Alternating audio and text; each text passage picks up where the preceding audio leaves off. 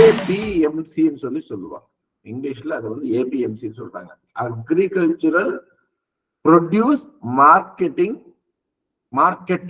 இல்ல market committee APMC, agricultural produce market committee. Okay, agriculture produce market கமிட்டின்னு கூட நீங்க ஞாபகம் வச்சுக்கலாம். ஏபிஎம்சி ஒன்றும் இல்லை சார், நம்ம ஊர்ல மண்டிங்க, மண்டின்னு சொல்லுவாங்க இல்லையா, மண்டி உங்களுக்கு தெரியும் நினைக்கிறேன், அதுதான் ஏபிஎம்சி. கவர்மெண்ட் என்ன ஒண்ணு கொண்டு வந்திருக்குதுன்னு சொன்னா, இந்தியாவில வந்து கொண்டு வந்திருக்குதுன்னா இப்பயும் அது இருக்கு. என்னன்னு கேட்டீங்கன்னு சொன்னா, இவங்க எல்லாம் லைசன்ஸ் வாங்கியிருப்பாங்க.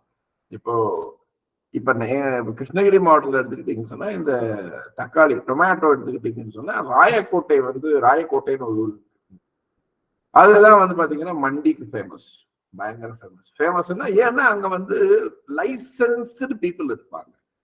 ஏபிஎம்சி இவங்க வேற என்ன அப்படின்னு கேட்டீங்கன்னா, அவங்க மட்டும்தான் ஃபார்மர்ஸ் கிட்ட நேரடியாக பொருள் வந்து வாங்குறது அப்படின்ற, அதாவது எப்படின்னா அங்க வந்து உங்க எல்லாருக்குமே தெரியும், I am not talking anything new.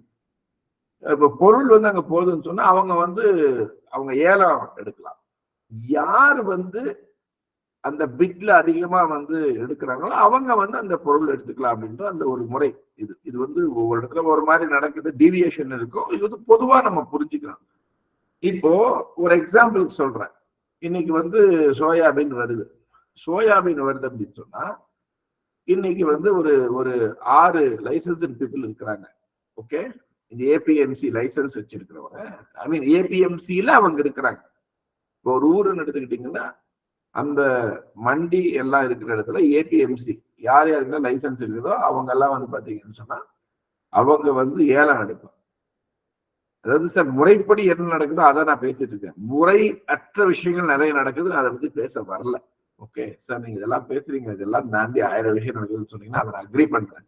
But ஆக்சுவலா நடந்த 90% நடக்கிற விஷயத்தை பத்தி நான் பேசிட்டு இருக்கிறேன். இந்த 1999ல நடந்த விஷயத்தை பத்தி நான் பேசிட்டு இருக்கிறேன். மெயினா இப்ப என்ன ஆகுதுன்னு கேட்டீங்கன்னா, ஒரு ஏபிஎம்சி அவங்க வந்து ஒரு உதாரணத்துக்கு சோயாபீன் வந்து 10 ரூபா அப்படின்னு சொல்லிட்டு ஒருத்தர் வந்து ஏலம் ஆப்ஷன்ல எடுக்கிறார். இன்னொருத்தர் வந்து 10 ரூபா 50 பைசா, இன்னொரு 11 ரூபாய்ன்றாரு, இன்னொருத்தர் 12 ரூபான்றாருன்னா 12 ரூபாய் யார் சொல்றாரோ அவரு தாராளமா வந்து அன்னைக்கு வந்து அந்த கொள்முதல் பண்ணிக்கலாம்.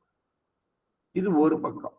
இங்க என்ன சேலஞ்ச் வருதுன்னு கேட்டீங்கன்னு சொன்னா, விவசாயிகள் அனைவரும் அவர்கள் உற்பத்தி பண்ற, ஐ மீன் அவங்க வந்து விளையிற அந்த சோயாபீன் வந்து எடுத்துட்டு வந்து இந்த ஏபிஎம்சி இந்த மண்டிக்கள் இருக்கக்கூடிய இடங்களுக்கு கொண்டு வந்து போடுறது வந்து மிகப்பெரிய சவால் ஆகும். ஏன்னா 50ல இருந்து 75 கிலோமீட்டர் மினிமம் தூரம் இருக்கு. ஆவரேஜா பார்க்கும்போது 50ல இருந்து 75 கிலோமீட்டர் தூரம் இருக்குது மத்திய பிரதேஷ் நான் சொல்லிட்டு இருக்கு. இப்ப இந்த ஒரு தூரம் இருக்கிறதுனாலையும், இப்ப தூரம்னா அப்போ ஆப்வியஸ்லி பாத்தீங்கன்னு சொன்னா டிரான்ஸ்போர்டேஷன் சார்ஜஸ் இருக்கு, கரெக்ட் இல்லைங்களா? இந்த டிரான்ஸ்போர்டேஷன் சார்ஜஸ் இருக்கிறதுனால அவங்க என்ன பண்ணுவாங்க, நேரடியாக அவங்க வந்து கொண்டு வந்து போடுறது அவங்களுக்கு வந்து ஒரு சிக்கல் வருது பாவம் விவசாயிகளுக்கு. அப்ப அவங்க என்ன பண்றாங்கன்னா, இந்த இடைத்தரகர்கள் மிடில்மேன் அவங்க கிட்ட அவங்க சொல்றதுதான், இவ்வளவுதாங்க மண்டியில ரேட்டு போகுது, அங்க 100 ரூபாய் போயிட்டுன்னு சொன்னா 70 ரூபாய் தாங்க போயிட்டு இருக்குன்னு சொன்னா நம்பணும், வேற வழி இல்லை. சரி, இதை தாண்டி ஒருத்தர் கிளம்புறாரு, நான் கொண்டு போறேன் அப்படின்னு கொண்டு போயிட்டாங்கன்னா பொருளை அங்க போய் பார்த்தா அங்க ஒரு பெரிய ஒரு பிரச்சனை நடக்குது, ஒரு பெரிய பிளான் நடக்குது, அதாவது ஒரு கிரிமினல் ஆக்டிவிட்டி நடக்குது, ஆர்கனைஸ்டு கிரைம் அப்படின்னு வாங்குது. அது என்ன நடக்குதுன்னா, அந்த லைசன்ஸ் யார் யாருக்கெல்லாம் இருக்குதோ ஏபிஎம்சி அந்த கமிட்டிக்காரங்க எல்லாம் சேர்ந்து ஒரே ரேட் சொல்றாங்க. எல்லாருமே 9 ரூபாய், ஆக்சுவல் 15 ரூபாய் போகணும் மார்க்கெட்ல, எல்லாருமே 9 ரூபாய் அப்படின்னு முடிவு பண்ணா என்ன பண்ண முடியும்?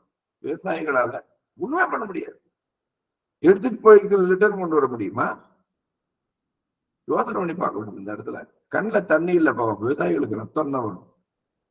சரி, போனது போயிட்டோம், 9 ரூபாய்க்கு கொடுத்துட்டு வருது. ஏன்னா அவங்க எல்லாம் சார் எப்பயுமே வந்து கிரைம் பண்றவங்க எல்லாம் ஒண்ணு சேர்ந்துக்குவாங்க, உஷாரா இருப்பாங்க. அப்போ ஒண்ணு சேர்ந்து இது மாதிரி விவசாயிகள்கிட்ட இருந்து அந்த கிட்டத்தட்ட நேரடி பகற்கொள்ளை எடுத்துறது, எடுத்துட்டு என்ன பண்றது, அதுவும் வந்து வாங்கிட்டு உடனடியா பணம் கொடுத்தா பரவாயில்ல. ஒரு வாரத்துல கொடுக்குறேன், 15 நாள்ல கொடுக்குறேன், ஒரு மாசத்துல கொடுக்கறதுனால 2 மாசம் எல்லாம் இழுத்தடிச்சு பணத்தை வந்து செட்டில் பண்றதுல ஒரு பெரிய ஒரு டைம் எடுத்துக்கிறது. அதுல அவங்க லாபத்தை சம்பாதிச்சு அதுல பணம் கொடுக்கறது. இந்த ஏபிஎம்சி, அதாவது இந்த மண்டிக்காரங்க, இந்த ஒரு நிலை போயிட்டு இருக்கு. இதுதான் காரணம் அப்படின்னு சொல்லிட்டு ஐடிசி கண்டுபிடிச்சிட்டாங்க. கண்டுபிடிச்சு என்ன பண்ணாங்கன்னா, அப்போதான் ஒரு எக்ஸ்ட்ராடினரி ஒரு விஷயம் கொண்டு வராங்க 1929. இது கண்டிப்பாக வந்து எத்தனை பேருக்கு தெரியும்ன்றது எனக்கு தெரியாது, பட் தெரிஞ்சிருக்கிறது வாய்ப்பு இருக்கு இந்த இடத்துல ஒரு சிலருக்கு. இ சௌபால் அப்படின்ற ஒரு விஷயத்த வந்து கொண்டு வந்தாங்க. இ சௌபால் அப்படின்ற ஒரு விஷயத்த கொண்டு வந்தாங்க. என்ன அந்த விஷயம் அப்படின்னா, அதாவது ஒவ்வொரு கிராமத்துக்கும் மத்திய பிரதேஷ்ல என்ன பண்ணாங்கன்னா, இன்டர்நெட் வசதியோடு கம்ப்யூட்டர், ஒரு டாட் மேட்ரிக்ஸ் பிரிண்டர். பிரிண்டர்ல வந்து அப்பெல்லாம் லேசர் பிரிண்டர் பெரிய அளவுல இல்லை, டாட் மேட்ரிக்ஸ் பிரிண்டர் பிளஸ் ஒரு நல்ல ஒரு வார்த்தை இருக்கு, சஞ்சாலிகா. ஆமா, சஞ்சாலிகான்னு நினைக்கிறேன். சஞ்சாலிகான்னு அவருக்கு பேரு. அவர் வேலை என்னன்னு சொன்னா, இந்த விவசாயிகள் எல்லாம் வந்து ஒருங்கிணைப்பு அவருடைய வேலை. இது போல என்ன பண்ணாங்க அப்படின்னு சொன்னா, நம்ம ஐடிசி வந்து எக்ஸ்ட்ராடினரியான ஒரு விஷயத்த அந்த இடத்துல அவங்க கொண்டு வந்தாங்க. எத்தனை கொண்டு வந்தாங்க அப்படின்னு கூட நான் எழுதி வச்சேன். நானு நிறைய யூனிட்ஸ் அங்க கொண்டு வந்தாங்க, நிறைய. ஓகே, ஏன்னா எக்ஸாக்ட் நம்பர் வந்து நான் எழுதி வச்சிருக்கேன் எங்கேயோ. நிறைய யூனிட்ஸ் கொண்டு வந்தாங்க. அங்க என்ன அந்த இ சௌபால் அப்படின்ற இடத்துல வந்து ஒரு விஷயம் அப்படின்னு கேட்டீங்கன்னா, சிம்பிள். 3 விஷயத்த வந்து, இந்த 3 விஷயம் வந்து விவசாயிகளுக்கு தகவல் தெரிஞ்சிச்சுன்னு சொன்னா அவங்க தப்பிச்சுக்குவாங்க. விவசாயிகள், மண்டிக்காரங்க என்ன சொன்னா அந்த பேச்சு கேட்டாக வேண்டிய அவசியமே கிடையாது, போயான்னு சொல்லலாம் மண்டிக்காரங்களை. அவங்க அந்த நிலைக்கு விவசாயிகளை வந்து ஸ்ட்ரெங்தன் பண்றதுக்கு ஐடிசி வந்தாங்க. என்ன அந்த 3 விஷயம் கேட்டீங்கன்னு சொன்னா, இந்த மாதிரி வந்து வெதர், அதாவது வானிலை இந்த மாதிரி இருக்கும். இந்த வானிலை கேட்டாற்போல் இந்த காலத்துல இந்த மாதிரி இந்த பருவத்துல இந்த இந்த மாதிரி நீங்க பயிர் செய்யலாம். இது வந்து வெறும் சோயாபீனுக்கு மட்டும் கிடையாது, எல்லாத்துக்குமே சொல்ல ஆரம்பிச்சாங்க. மெயினா சோயாபீனை போக்கஸ் பண்ணாங்க ஐடிசி, ஏன்னா அவங்க அந்த பிசினஸ் இருக்கிறதுனால. அப்போ எப்ப அந்த சீடிங், சோயிங் த சீட் ஓகே பண்ணணும் அப்படின்றது ரொம்ப அழகா வந்து அந்த மையத்துல, இ சௌபால் மையத்துல அந்த சஞ்சாலிகா அப்படின்ற அந்த ஒரு நபருடைய அந்த அது வந்து என்னன்னா சஞ்சாலக் அப்படின்னு சொல்றாங்க, சஞ்சாலிகான்னு பேசிக்கிறாங்க, சஞ்சாலக் ஆக்சுவலா. சோ அந்த சஞ்சாலக் அப்படின்றவர் அவருக்கு வந்து என்னன்னு கேட்டீங்கன்னா, என்ன பிசினஸ் நடக்குதோ அதுல வந்து 0.5% வந்து கொடுத்தாங்க. நல்லா கவனிக்கணும் இந்த இடத்துல. 0.5% கமிஷன் கொடுத்தாங்க என்ன பிசினஸ் நடக்குதோ அதுல. இப்ப அவர் என்ன பண்ணுவாருன்னா, அங்க இருக்கக்கூடிய கிராம மக்களுக்கு வந்து இந்த பருவத்துல இந்த இது எங்க போகுது, இன்டர்நெட்ல அந்த காலத்திலேயே வந்து பாத்தீங்கன்னு சொன்னா அந்த விஷயத்தை கொடுத்தாங்க. அப்போ ஃபர்ஸ்ட் சேலஞ்சு சால்வ்டு யாருக்கு, கிராம மக்களுக்கு. 2வது மெயின் திங் என்னன்னா, எல்லாருமே தெரியும் நினைக்கிறேன், ஆக்சுவலா 18 இன்ச் டிஸ்டன்ஸ்ல தான் வந்து பாத்தீங்கன்னா இந்த சோயாபீன் வந்து சீடிங் பண்ணணும். இது மேபி இது எனக்கு நல்லா தெரியும், ஏன்னா வந்து வேற சில விஷயங்கள் வந்து ஹைட்ரோபோனிக் ட்ரைனிங்க்கு நான் வந்து ஒரு 3 வருஷத்துக்கு முன்னாடி போயிருக்கும் போது நான் வந்து கத்துக்கும் போது இதை நாங்க சொல்லி கொடுத்தாங்க. பிளஸ் நம்மாழ்வாரை அவர்கள் வந்து வானகத்துல வந்து சொல்லி கொடுத்த விஷயம் தான் இது. அப்போ 18 இன்ச்சுக்கு ஒரு டிஸ்டன்ஸ்ல தான் பண்ணணும். பட் நம்ம ஃபார்மர்ஸ் பண்ணக்கூடிய மிகப்பெரிய தப்பு என்னன்னு கேட்டீங்கன்னா, 9 இன்ச்சு 10 இன்ச்சுலயே போட்டுருவது. அதனால ஈல்டு கிடைக்கிறது இல்லை. இது போல பியூட்டிஃபுல் பிராக்டிசஸ், நல்ல பிராக்டிசஸ். இதற்கு பிறகு ரொம்ப ரொம்ப ரொம்ப இம்பார்ட்டன்ட், இதுதான் ரொம்ப இம்பார்ட்டன்ட், மார்க்கெட்ல வந்து என்ன ரேட்டுக்கு சோயாபீன் போயிட்டு இருக்கு. ரொம்ப இம்பார்ட்டன்ட், மார்க்கெட்ல என்ன ரேட்டுக்கு சோயாபீன் போயிட்டு இருக்கு.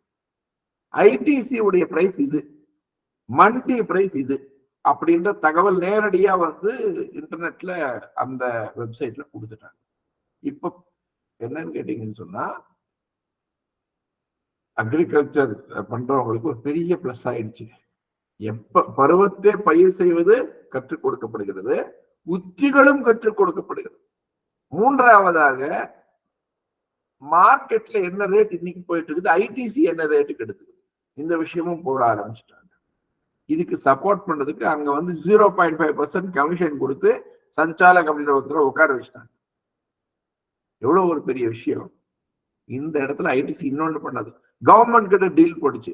ஐயா, நாங்க நேரடியா என்ன பண்றோம், ப்ரொக்யூர் பண்றோம். அதாவது நாங்க நேரடியா கொள்முதல் பண்ணிக்கிறோம். யாருக்கிட்ட? விவசாயிகள் கிட்ட. கண்டிப்பாக விவசாயிகளுக்கு லாஸ் இல்லாத மாதிரி மண்டி பிரைஸை விட பெட்டர் பிரைஸுக்கு எடுத்துக்கிறோம்ன்ற ஒரு ப்ராமிஸ் பண்ணாங்க. மிகப்பெரிய விஷயம் ப்ராமிஸ் பண்ணாங்க. அதன்படியே அவங்க பண்ணாங்க. அதே போல எப்பயாவது விவசாயிகளுக்கு லாஸ் ஆச்சுன்னு சொன்னா அந்த லாஸ் ரீஇம்பர்ஸ் பண்ணாங்க. ஐடிசி ரீஇம்பர்ஸ்னா அந்த ரிட்டர்ன் பண்ணாங்க அந்த பணத்தை. அப்போ இந்த பிராக்டிஸால என்ன நடந்தது தெரியுங்களா? மிகப்பெரிய ஒரு ஒரு எக்ஸ்ட்ராடினரி விஷயம் வந்து நம்ம நடந்தது. இது அப்பதான் அவங்க என்ன பண்ணாங்கன்னா, இந்த விஷயத்துல வந்து 5 ப்ராசஸிங் யூனிட்ஸ் கொண்டு வந்துட்டாங்க மத்திய பிரதேஷ்ல. முதல்ல ப்ராசஸிங் யூனிட்ஸ் குறைவா இருந்தது, 5 ப்ராசஸிங் யூனிட்ஸ் கொண்டு வந்தாங்க. முக்கியமாக 39 வேர் ஹவுசஸ் கொண்டு வந்தாங்க. இதுதான் ரொம்ப இம்பார்ட்டன்ட் பாயிண்ட். 39 வேர் ஹவுசஸ். வேர் ஹவுஸ்னா அந்த குடோன் கொண்டு வந்தாங்க. இப்போ எல்லா விவசாயிகளும் ஈஸியா போய் ரீச் ஆகிற மாதிரி 70 கிலோமீட்டர் 100 கிலோமீட்டர் இருந்தா தானே அந்த இடைத்தரகர்கள் மட்டும் டிபெண்ட் ஆகலாம். அப்படி எல்லாம் கிடையாது.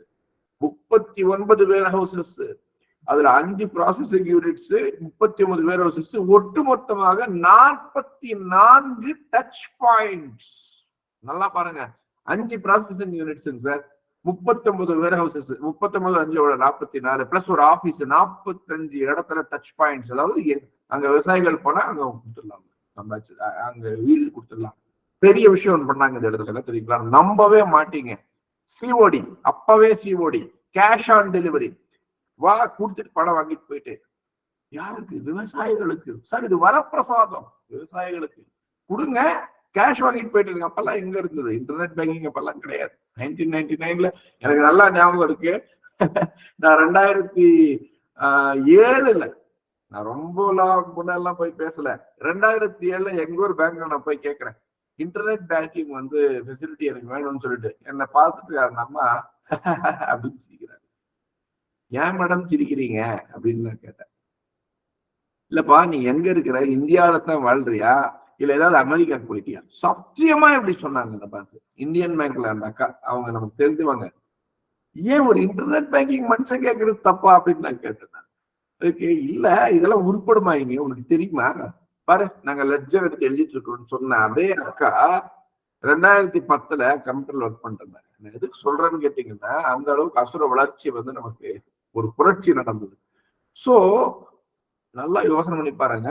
சிஓடி, அப்பவே சிஓடி கொடுத்தாங்க. அப்ப என்ன ஒரு பெரிய ஒரு நல்லது நடந்ததுன்னா, விவசாயிகளுக்கு அந்த ஒரு கடன் அப்படின்ற ஒரு இடத்துல மாட்டாம ஆயிட்டாங்க, தப்பிச்சுட்டாங்க. ஏன்னா மீதி நேரம் எல்லாம் பாத்தீங்கன்னா கடன்.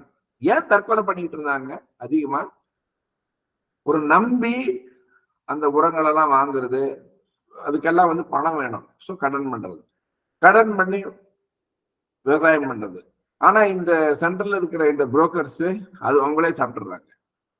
அங்க மண்டிக்காரங்க இன்னும் அவங்களே வந்து ஒரு ஆர்கனைஸ்டு கிரைம், அவங்க எல்லாம் ஒண்ணு சேர்ந்துக்கிறாங்க. இதுக்கு வந்து யாரு பலியாகிறது? விவசாயிகள் பாவம். அப்போ ஐடிசி அந்த இடத்துல வந்து எல்லா விஷயங்கள் பண்ணி, நண்பர்களை தோழிகளை நீங்க நம்பவே மாட்டீங்க, சிஓடி அப்படியே கேஷ் ஆன் டெலிவரி, கையில கேஷ் வாங்கிப்போம். அவங்க என்ன பண்ணுவாங்க, விவசாயிகள் நேரடியா வாங்கி அப்படியே அந்த இடத்துலயே வந்து அந்த டச் பாயிண்ட்ஸ்ல வந்து தேவையான உரங்கள் எல்லாம் வாங்கிட்டு போயிடும். பருவத்தை பயிர் செய், அதே அந்த நம்ம பியூட்டிஃபுல்லா அந்த சைட்ல ஈச்சௌப்பால் சைட்ல இருக்கு, அங்க போக வேண்டியது, சஞ்சாலிக்காவை பார்க்க வேண்டியது. அவங்ககிட்ட சரிப்பா இப்ப என்ன எவ்வளவு இன்ச்சில போடணும், இது என்னென்ன கொஞ்சம் உரங்கள் எங்க கிடைக்குது, எங்க சீப்பா கிடைக்குது, ரைட்டு, அவர்கிட்ட தெரிஞ்சுக்கிறது.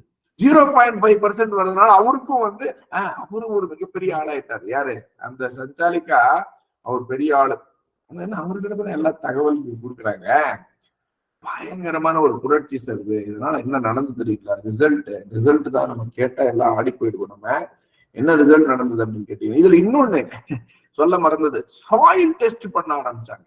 நீங்க வரும்போது உங்க சாயில் எடுத்துட்டு வந்துருங்க, நாங்க டெஸ்ட் பண்ணி கொடுக்குறோம், பாருங்க ஐடிசி எவ்வளவு ஒர்க் பண்ணிருக்காங்கன்னு சொல்லிட்டு. சாயில் டெஸ்ட் இதுக்கேற்ற மாதிரி இது இப்படி பண்ணுங்கன்னு சொல்லிட்டு ஒரு ரிப்போர்ட் ஃப்ரீ ஃப்ரீ, நோட் பண்ணிக்கணும், ஃப்ரீயா கொடுத்தாங்க.